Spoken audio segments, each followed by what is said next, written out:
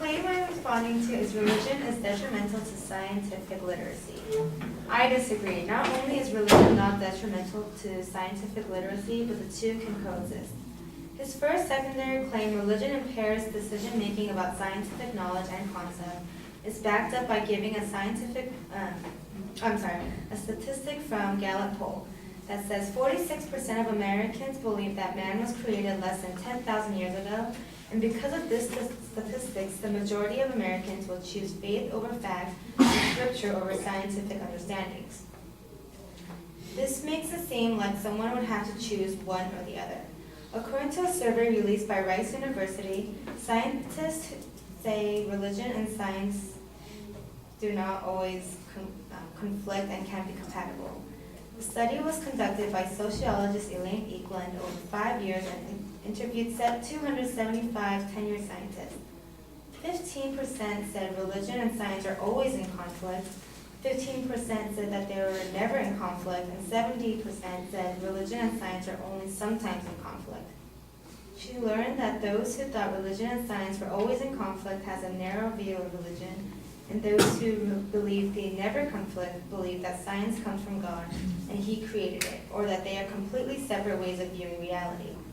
The most talked about Christian scientist and the writer of The Language of God, a Scientist Presents Evidence for Belief, Francis Collins, said in an interview, I think whether or not scientists are believers or not scientists or believers should not have a whole lot to do with how they conduct science. The fact that I am a believer, as far as I am aware of, has had very little influence on my scientific work. If I'm asking a scientific question, it's the tools of the science I should be using, and not assuming something supernatural happens in the test tube. This shows that no one is forced to choose faith over fact or scripture over scientific understanding, and that science and religion can be compatible. The second claim, religion has distorted scientific fact in order to advance its unscientific worldviews, is not backed up with a good enough example. The example he presents is the case Kitzmiller versus Dover. In 2004, 11 parents in Dover sued their school board after it voted to have teachers read students a brief statement introducing intelligent design, 9th grade biology class.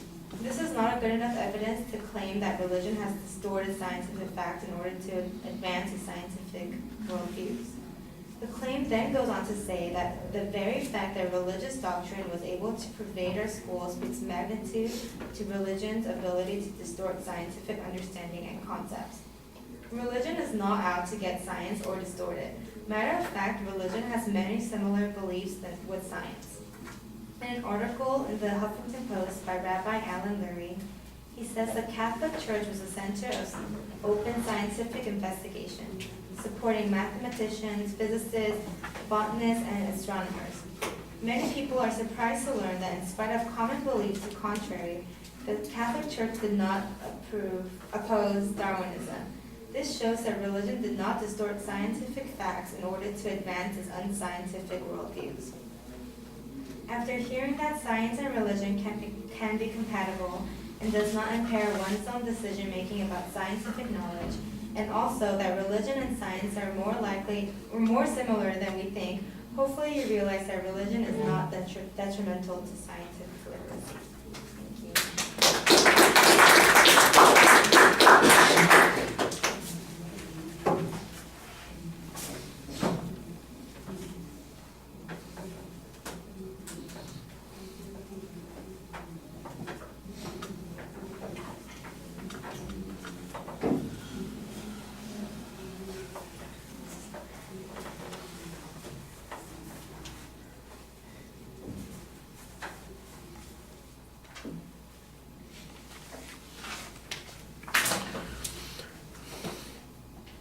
All right, structurally everything is fine. You basically get to the crux of the argument suggesting that the advocate has presented a false dichotomy and that in fact the two views are not incompatible, that they are frequently compatible and in fact supplement one another. I think you need a little bit more information about the way they can be compatible. For instance, the one example that you have at the end about the Catholic Church originally being the source of support for a whole variety variety of the sciences. I think that's an interesting example.